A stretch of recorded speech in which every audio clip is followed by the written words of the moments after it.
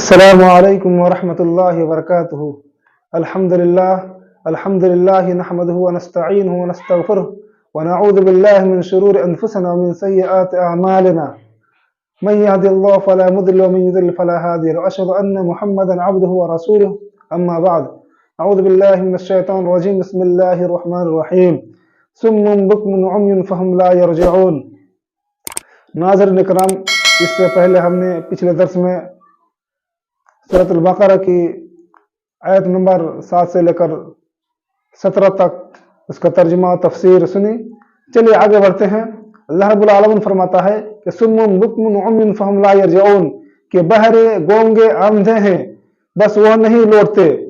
او قصیب من السماء فیہ ظلمات ورعد وبرق یجعلون اصابعهم فی آذانهم من السماء حذر الموت واللہ محیط بالکافرین، یا آسمانی برسات کی طرح جس میں آندھیاں اور گرج اور بجلی ہو، موت سے ڈر کر کڑاکے کی وجہ سے اپنی انگلیاں اپنے کانوں میں ڈال لیتے ہیں، اور اللہ تعالیٰ کافروں کو گھیرنے والے ہیں۔ یکاد البرق یخطف ابصارهم کلما اضاء لهم مشوا فیہ واذا اظلم علیہم قاموا ولو شاء اللہ لذهب بسمعهم وابصارهم ان اللہ علی کل شیء قدیر۔ قریب ہے کہ بجلی ان کی آنکھیں اچک لے جائے،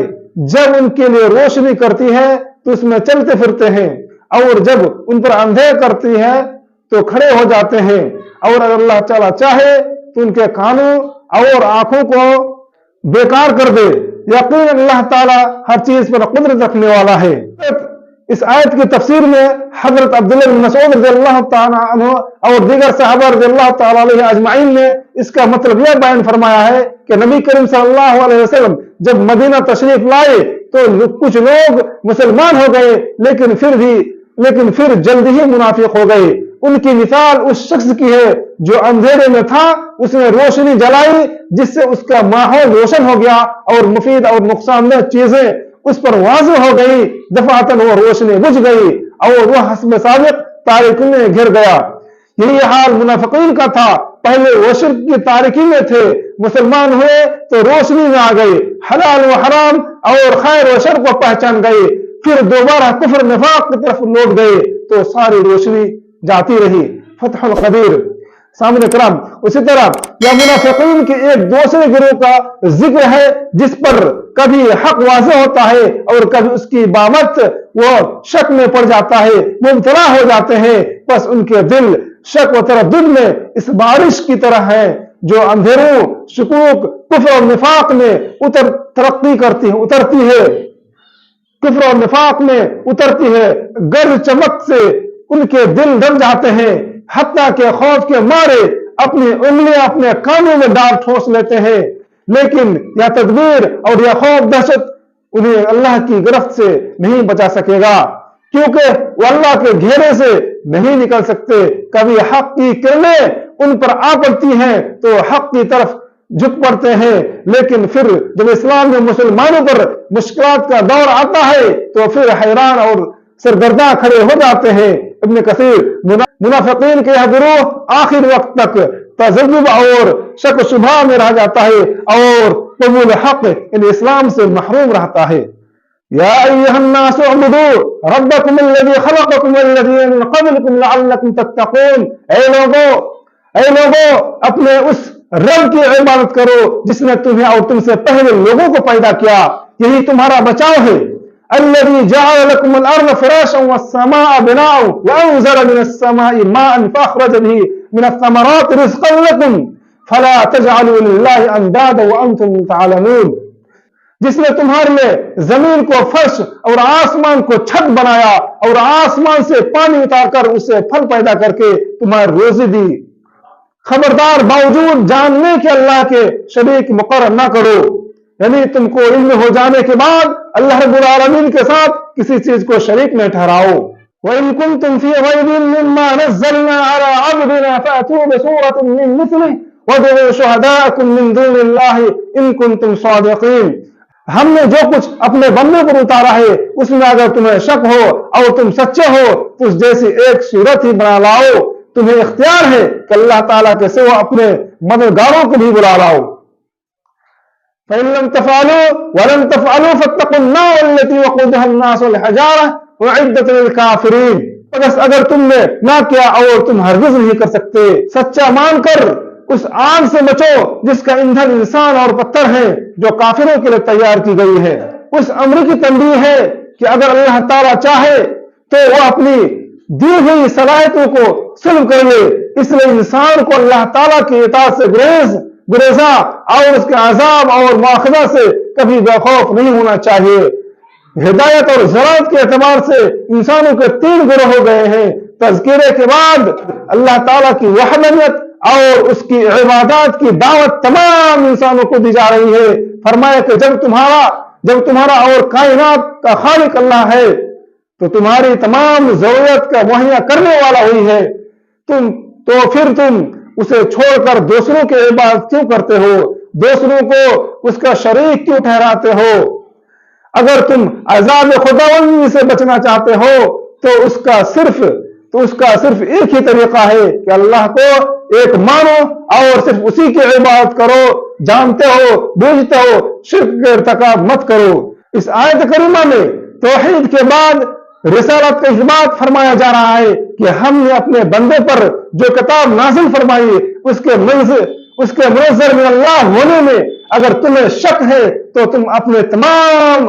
حمایتوں کو ساتھ ملا کر اس جیسی ایک ہی صورت بنا کر دکھاؤ، اور اگر ایسا نہیں کر سکتے ہو تو تمہیں سمجھ لینا چاہیے کہ واقعی یہ کلام کسی انسان کی کاوش نہیں ہے بلکہ کلام الہی ہے، اور ہم پر اور رسالت محمدیہ پر ایمان لا کر جہنم کی آگ سے بچنے کی سعی کوشش کرنی چاہیے جو کافروں کے لیے ہی تیار کی گئی ہے۔ اس آیت کریمہ میں قرآن کریم کی صداقت کی ایک واضح دلیل ہے کہ عرب و عجم کا تمام کافروں کو چیلنج دیا گیا ہے کہ لیکن وہ آج تک اس کا جواب دینے سے قاصر ہے اور تا قیامت تک قاصر رہے۔ پتھر سے مراد بقول ابن عباس گندھک کے پتھر ہیں، اور بعض حضرات کے نزدیک پتھر کے اصنام بت بھی جہنم کا ایندھن ہوں گے جن کی لوگ دنیا میں پرستش کرتے رہے ہوں گے،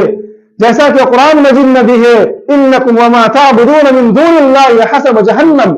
سورۃ الانبیاء آیت نمبر 98۔ تم اور جن کی تم عبادت کرتے ہو جہنم کے ایندھن ہوں گے۔ اس آیت کریمہ میں ایک تو یہ معلوم ہوا کہ جہنم اصل میں کافروں اور مشرکوں کے لیے تیار کی گئی ہے، اور دوسری بات یہ ہے معلوم ہوئی کہ جنت اور دوزخ کا وجود ہے کہ اس وقت بھی ثابت ہے۔ یہی سلف امت کا عقیدہ ہے، یہی تمثیلی چیز نہیں ہے۔ بعض مجتہدین اور منکرین حدیث باور کراتے ہیں۔ وَبَشِّرِ الَّذِينَ آمَنُوا وَعَمِلُوا الصَّالِحَاتِ أَنَّ لَهُمْ جَنَّاتٍ تَجْرِي مِن تَحْتِهَا الْأَنْهَارُ كُلَّمَا رُزِقُوا مِنْهَا مِن ثَمَرَةٍ رِزْقًا قالوا هذا الذي رزقنا من قبل وأوتوا به متشابها ولهم فيها أزواج مطهرة وهم فيها خالدون۔ اور ایمان والوں اور نیک عمل کرنے والوں کو ان جنتوں کی خوشخبریاں دو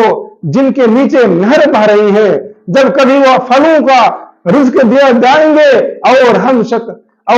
ہم شکل لائے جائیں گے تو کہیں گے یہ وہی ہے جو ہم اس سے پہلے دیے گئے تھے، اور ان کے لیے بیویاں ہیں صاف ستھری اور وہ ان جنتیوں میں ہمیشہ رہنے والے ہیں۔ قرآن کریم میں ہر جگہ ایمان کے ساتھ عمل صالح کا تذکرہ فرما کر اس بات کو واضح کر دیا ہے کہ ایمان اور عمل صالح ان دونوں کا چولی دامن کا ساتھ ہے۔ عمل صالح کے بغیر ایمان صبر اور نہیں، اور ایمان کے بغیر اعمال خیر کی عند اللہ کوئی اہمیت نہیں۔ اور عمل صالح کیا ہے؟ جو سنت کے مطابق ہو اور خالص رضا الہی کی نیت سے کیا جائے۔ خلاف سنت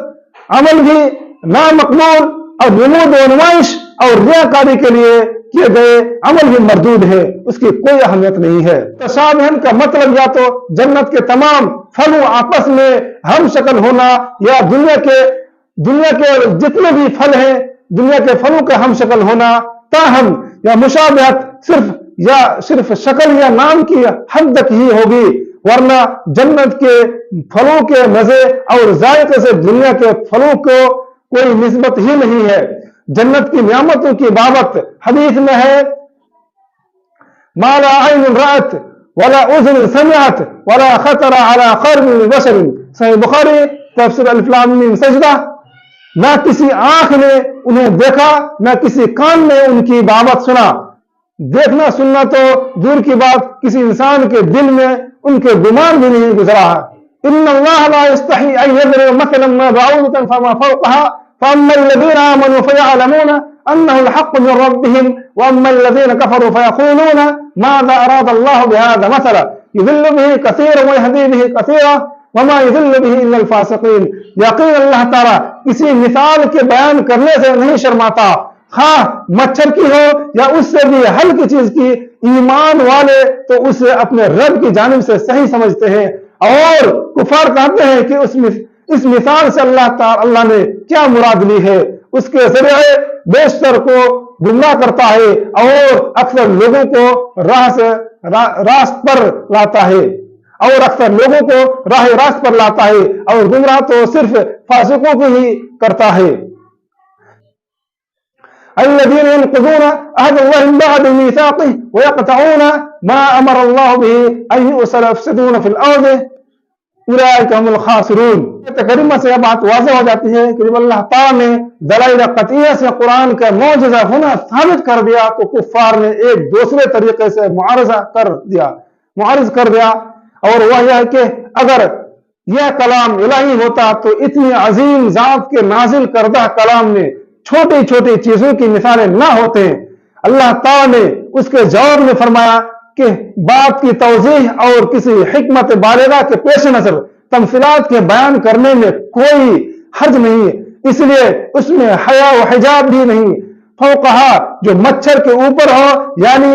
پر یا بازو، مراد اس مچھر سے بھی حقیر تر. اس آیت کریمہ سے یہ بھی بات واضح ہو جاتی ہے کہ اللہ کی بیان کردہ مثالوں سے اہل ایمان کے ایمان میں اضافہ اور اہل کفر کے کفر میں اضافہ ہوتا ہے، اور یہ سب اللہ کے قانون قدرت و مشیت کے تحت ہی ہوتا ہے. جیسے قرآن میں ہے نولیہ ما تولی، سورۃ النساء آیت نمبر 115، جس طرف